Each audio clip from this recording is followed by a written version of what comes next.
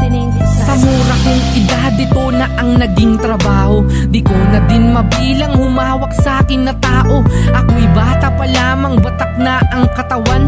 Tinatawag ang pangalan pag may pipinturahan. Kung saan ako na lugar na ring tumungo. Magkaroon lang ng pera, may pagkaing maisubo.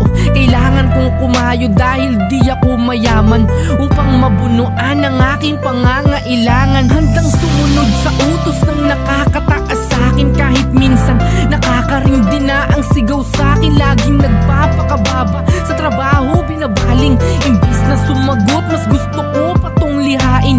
Pagandahin bawat gawa, ito'y aking ayusin. Para sa susunod ako pa rin ang hahanapin. Ako'y isang pintor, ito'y aking kabuhayan. Hangad ko balang araw, mundo ko ay makulayan. Proud akong